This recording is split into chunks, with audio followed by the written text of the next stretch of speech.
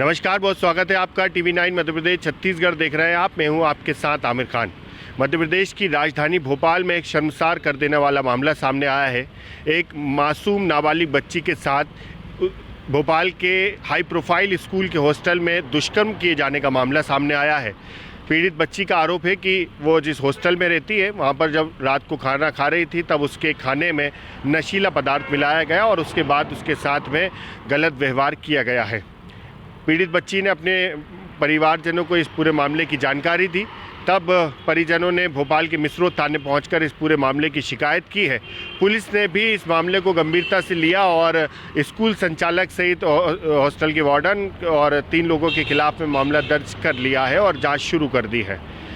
आपको बता दें कि ये बच्ची का एडमिशन करीब 15 दिन पहले इस स्कूल में हुआ था। तभी से ये बच्ची हॉस्टल में रह रही थी और जब ये पूरा मामला सामने आया तो इसके बाद अब पुलिस भी हरकत में आ गई है और हॉस्टल के और स्कूल के कर्मचारियों से पूछताछ की जा रही है। यहाँ के CCTV फुटेज भी लिए जा रहे हैं और गंभीरता से जांच की जा रही है। पीड़िता जो बच्ची है उसकी माता का ऐसा आरोप है कि ये पूरे मामले में शिकायत ना करे, इसको लेकर उस पर कई तरह के दबाव बनाए जा रहे थे। पीड़िता की माता का ये भी आरोप है कि शिकायत ना करे और इसलिए समझौता करने की भी बात कही जा रही थी। लेकिन पीड़िता की मां ने स्पष्ट तौर से कह दिया कि वो आरोपियों को जेल ज़रूर पहुँचा कर रहेंगी, क्योंकि मासूम बच्ची के साथ दुष्कर्म किए जाने का ये मामला, इसमें किसी तरह से वे समझौता नहीं करेंगी।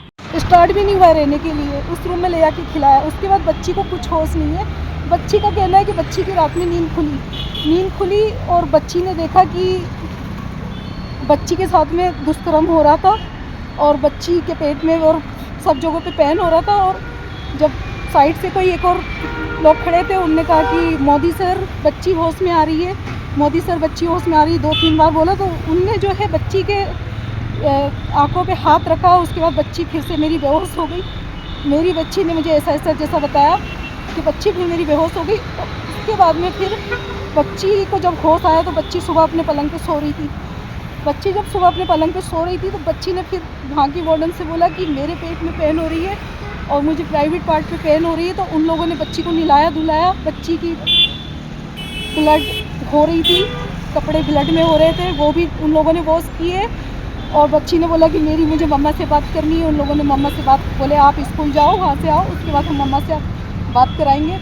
बच्ची को स्कूल भेजा, बच्ची को डराया, बच्ची को बोला कि आप कुछ भी नहीं बताओगे कि स्कूल में किसी को भी, यदि आप बताओगे तो हम आपकी मम्मा से बात नहीं कराएंगे। बच्ची स्कूल से जब होके आई, बच्ची ने अगेंस्टली कहा कि मेरी मम्मा से बात कराओ। उन लोगों ने कहा नहीं, हम संडे के पहले आपकी बात नहीं करा सकते।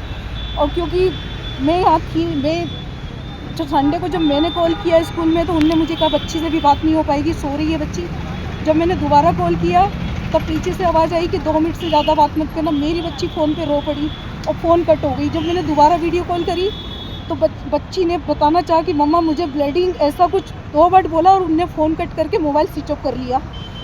बच्ची का मोबाइल स्विच ऑफ करके फिर मैं टेंशन में आ गई। मुझे डाउट हुआ कि कुछ तो बात है। मैं तुरंत आई। बोर्डिंग स्कूल है? हाँ, बोर्डिंग स्कूल है वो। ज्ञान गंगा बोर्डिंग स्कूल भी है, हॉस्टल भी है, मिसरोद रोड पे है। कितनी उम्र है बच्ची की? बच्ची की 8 साल उम्र है। फिर आपको पता चला, फिर आप आई, फिर क्या हुआ? जब मुझे पता, मैं जब हॉस्टल आई, हॉस्टल आकर मैंने कहा मुझे बच्ची से मिलना है। तो बोले हाँ बच्ची को ले जा भी सकते हो, तो कोई दिक्कत नहीं, अब बच्चों की छुट्टियाँ हो गई और कोई लड़कियाँ नहीं। मैंने कहा बाकी की बच्चियाँ, बोले वो तो 2-3-4 दिन पहले ही चली गई सारी बच्ची, आपकी अकेली बच्ची।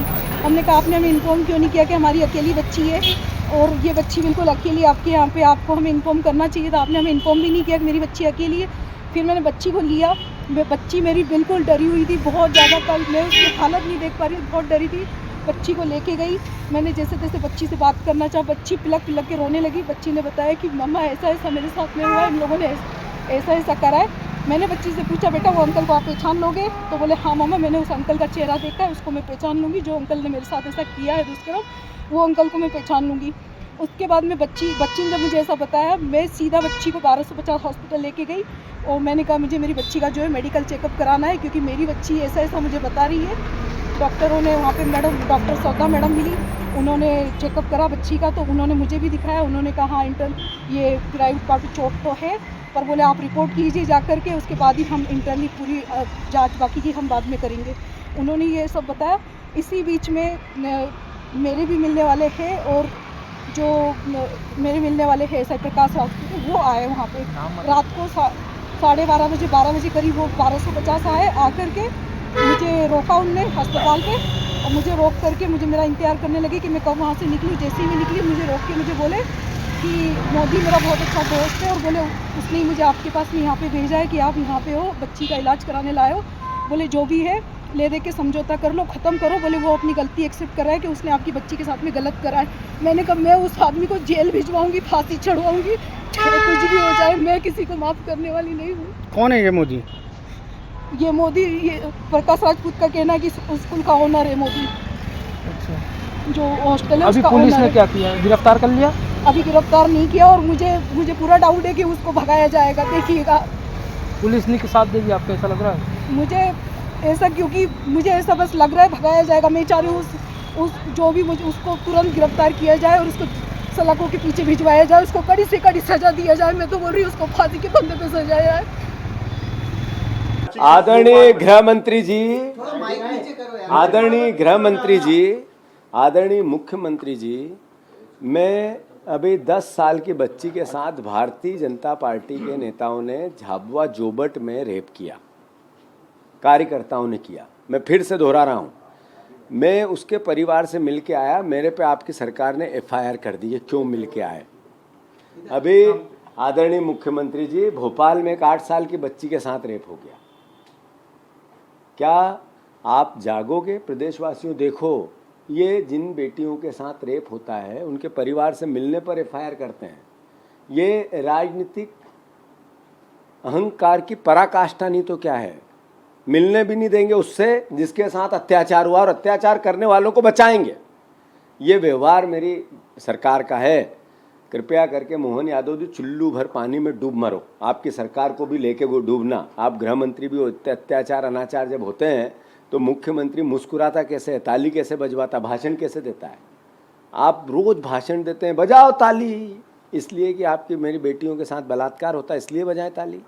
इसलिए बजाएं ताली कि आपके बीजेपी के उज्जैन में जहाँ के आप हो, कार्यकर्ता सरपंच उनकी पत्नी और उनका खुद की हत्या कर दी सरेआम, इसलिए बजाएं ताली। इसलिए बजाएं ताली कि 30 साल के इतिहास में सबसे ज़्यादा क्राइम अगर हो रहे हैं तो इसी मध्य प्रदेश में हो रहे हैं। 2 लाख बहनें यहाँ से गायब हो गई, रोज़ 17 बलात्कार होते हैं हमारे प्रदेश, इसलिए ताली बजाएं। शर्म आनी चाहिए मुख्यमंत्री जी को। मेरे पे एफआईआर की इसलिए कि मैं परिवार से मिला, मुझे फांसी दोगे तो भी मिलूंगा। भोपाल के एक निजी स्कूल के छात्रावास में 8 वर्षीय बच्ची के साथ जिस तरह का अमानवीय कृत्य हुआ है, आज प्रमुखता से अखबारों ने उसके बारे में अपनी रिपोर्ट छापी है। जो नेशनल क्राइम ब्यूरो की रिपोर्ट है उसके मुताबिक मध्य प्रदेश छेड़छाड़, बलात्कार और महिलाओं के साथ निरंतर हो रहे अपमानजनक घटनाओं में मध्य प्रदेश नंबर 1 पर है। सबसे बड़ी चिंता की ये बात है कि इस सरकार के रहते जिस तरह से मध्य प्रदेश में महिलाएं, हमारी बच्चियां असुरक्षित हैं, ये बहुत चिंता की बात है। पिछले दिनों झाबुआ जिले में हुई घटना के बारे में आप सब लोगों को पता है। जब ऐसी घटना होती है अनेक जिलों में तो बुलडोजर चलाए जाते हैं, एक्स्ट्रा एफर्ट किए जाते हैं ताकि लोगों में संदेश जाए कि ऐसी घटना दोबारा कोई ना करे। लेकिन चूंकि झाबुआ में जिले में जो घटना हुई उसके तार भारतीय जनता पार्टी के रिश्तेदारों से जुड़े थे, अपराधियों के, उसके चलते आज तक उस घटना पर उस तरह से संज्ञान नहीं लिया गया जिस तरह से अन्य जिलों में हुई घटनाओं पर संज्ञान लिया गया। भोपाल की ये घटना मुख्यमंत्री और शासन की नाक के नीचे हुई है।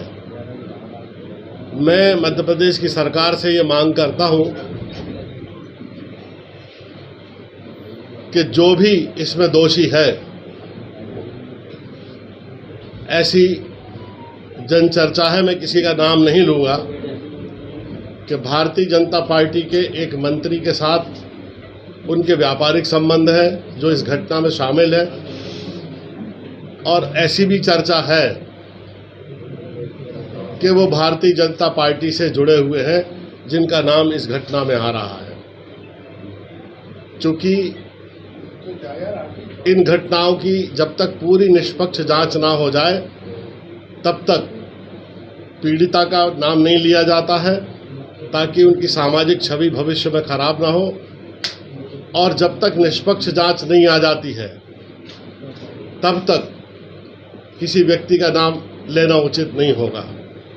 इस घटना के बारे में मैं ये कहना चाहता हूँ कि सूक्ष्म जांच हो, दूध का दूध और पानी का पानी इसमें किया जाए, जो दोषी है उसको कठोर दंड दिया जाए और किसी निष्पक्ष आदमी को इसमें परेशान ना किया जाए। मेरी ये मध्य प्रदेश की सरकार से मांग है।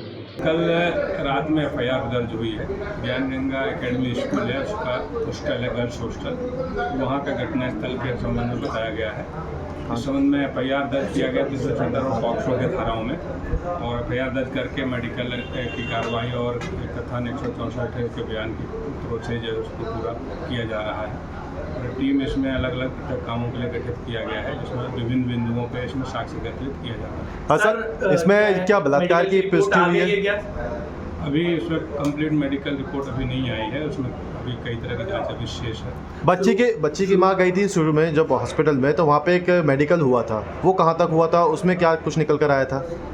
वो मेडिकल अभी प्रारंभिक वो हुई थी, तो उस मेडिकल के बाद जो उस पर गायनिको एक्सपर्ट जो होते हैं उनका मेडिकल और आगे की जो जांच होती है, कंप्लीट मेडिकल रिपोर्ट अभी हुआ नहीं है। कल सर इस बात में कितनी सच्चाई है कि प्राइवेट पार्ट में सूजन था, ब्लड निकला था, ये शुरुआती मेडिकल रिपोर्ट में आया है क्या? ये आरोप FIR में ऐसा आरोप है, बाकी ये मेडिकल एक्सपर्ट ओपिनियन कंप्लीट जब मिलेगा तभी उसकी मतलब मेडिकल रिपोर्ट में अभी शुरुआती मेडिकल रिपोर्ट में ये सब नहीं आया सर? अभी कंप्लीट मेडिकल रिपोर्ट के आधार पे इस पे मैं टिप्पणी कर पाऊंगा। कल रात को आप स्कूल भी गए थे, वहाँ पे आपने CCTV फुटेज भी देखे, वहाँ के स्टाफ से भी आपने बातचीत की, क्या कुछ वहाँ पे बयानों में निकल कर आया है? DVR उसका वो सीज किया गया है, उसका अवलोकन किया जा रहा है। अभी क्योंकि तारीख उसमें स्पष्ट नहीं है आरोप में, तो तारीख स्पष्ट नहीं होने के कारण जितना वो DVR है कंप्लीट एक दिन का, एक घंटे का, प्रति मिनट का उसका फुटेज देखा जा रहा है। नामजद FIR हुई सर, अभी तक किसी को हिरासत में नहीं लिया गया है मामले में? इसमें 3 लोगों के लिए है, स्पष्ट नाम का उल्लेख नहीं है, परंतु विवेचना में उसको स्पष्ट किया जा रहा है। ये बात है कि 3 से 4 दिन पहले सब बच्चियां जा चुकी थी और ये बच्ची अकेली हॉस्टल में दी, जांच में क्या आया है?